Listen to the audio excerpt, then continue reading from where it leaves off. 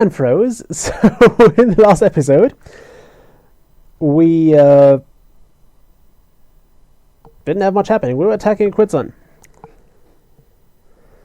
So let's go with that and let's play Seven Kingdoms 2. The Fryhtan Wars campaign. We are now on the verge of eliminating the Fryhtans from our sacred territory. They are dug in and desperate to keep control over their one last stronghold. Whatever the outcome is, it will have long-range repercussions for the future of our empire.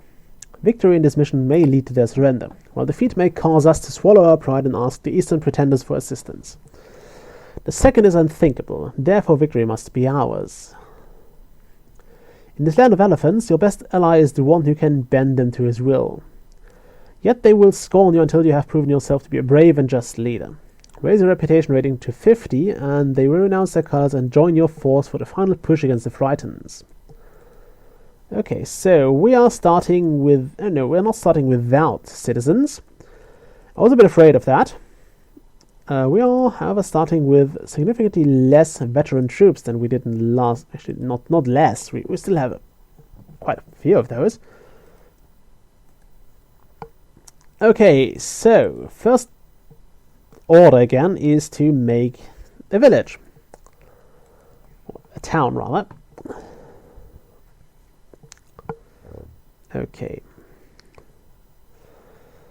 You might also want to condense your troops a bit. Because I've seen those scenarios when you... No, just go here. Now, I've seen those scenarios when you were basically instantly raided by the Fryhtans and they would kill your king. And that kinda sucks, because while you still have decent leaders around, the hero is still a really great choice for that. Okay, get people in here, and get a 4 going. 1 4 and 1 seat of power for now. Like this. Great. I will have to secure the city a bit more. But first off, I want to have everybody under... well, in a position that we can work with. Okay. What are you doing there? Okay, independent unit Kaba has joined our forces. That's great. We'll make use of this guy. Actually, he can build another 4.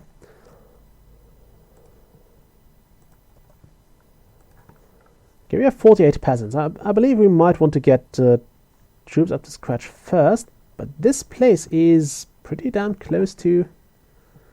Oh, that's not a mine, that's the quit zone, apparently. It looked like a mine on the map. I was about to say this place is reasonably close to a mine, so we can start exploiting that very, very quick. But no, we can't. Also, it does make a difference what unit builds the 4. If... where's my king? Are you the king? Yes. Your soldiers, please move in here. Wait, you. Build one of those chariot things. What was I going to say? Right. How many soldiers? They all have 13, seriously. It doesn't matter what builds the 4. If it is the king, if it is a soldier, if it's a general, if it's a citizen. They will always come out with 400 health and 0 towers. The only difference is if you build it from a...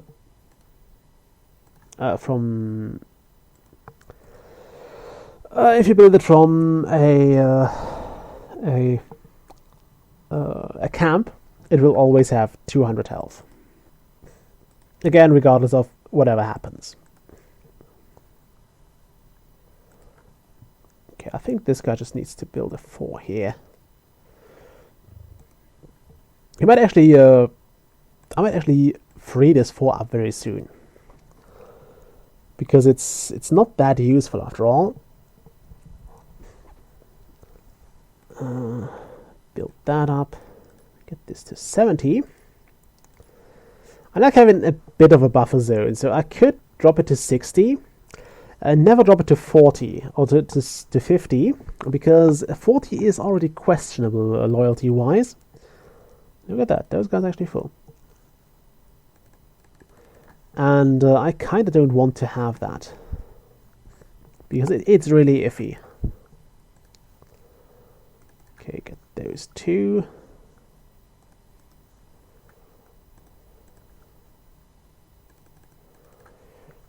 Yeah, the plan is to free up this 1-4 as soon as possible and then move this guy over to the first town that joins us, which is probably going to be Abnub. Also, since we found him now, oh, he's military first. He has a pretty decent military score. We can, however, out-military him if we move quickly. Actually, no, move this guy out. He can actually live in a camp just outside here. This is a temporary thing, so it will be removed soon.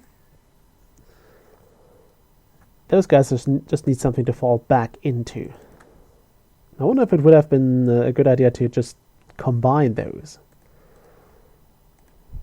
Okay, you 4 over here. I mean over there.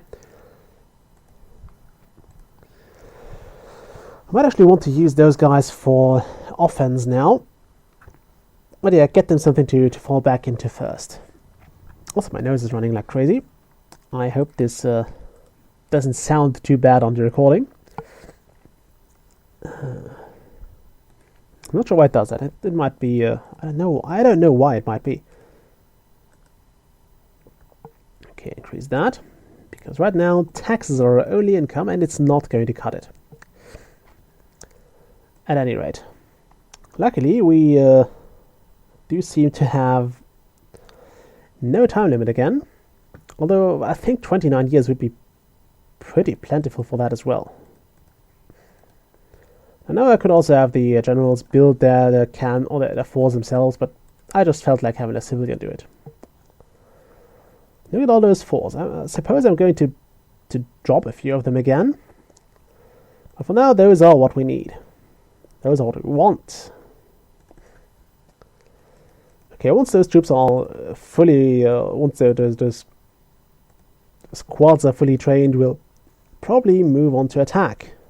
Also, I suppose it's time to make that happen. I could actually, no, I don't. I don't want to do that. I was about to say I could just send him in here and make this general useful again. I believe that's not going to be necessary. Okay, fortify it.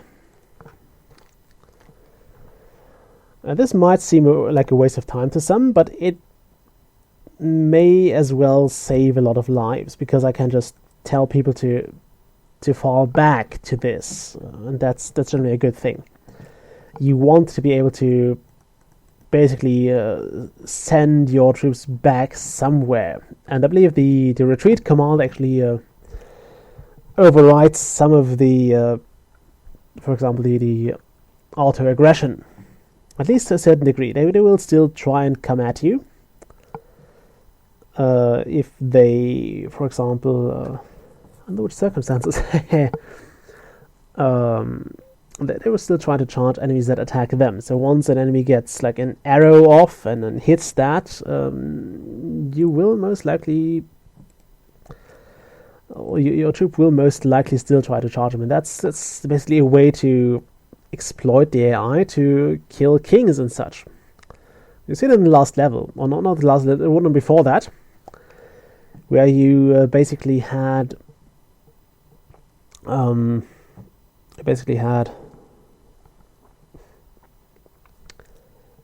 king who was running, and I don't think he was retreating, probably. He was just running away. But it works when they are retreating as well. You just attack them once and they will be trapped in kind of a loop. They will try to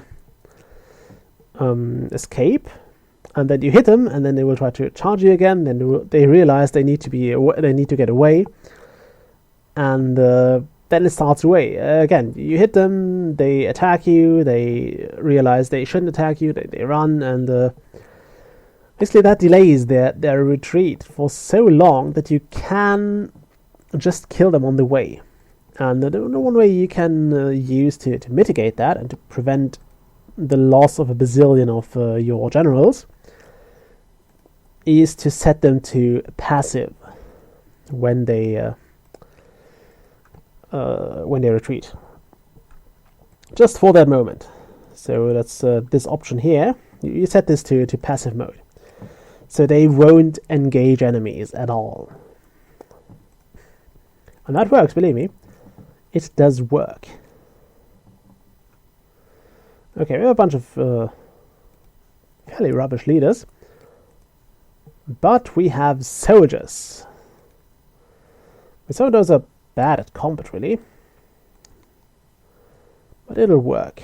I'm going to save the game quickly, because I'm not sure if that's a smart move. LP campaign, that should be 5 now. Okay, I'm also not sure if that's recording at all, because I had this bit of a semi-crash in the game earlier. So we'll see how that goes. Okay, you are a very good general.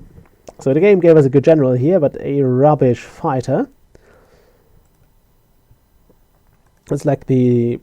Oh. Don't do that. Yeah, return.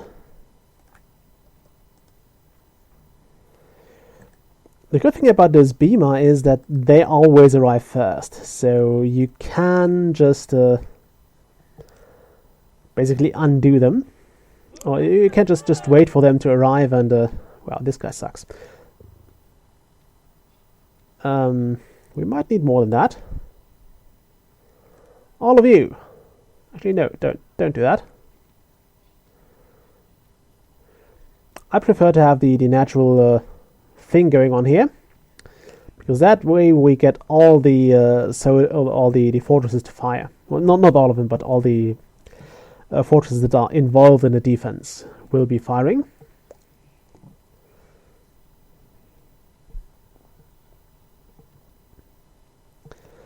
And that way we can basically make short work of them.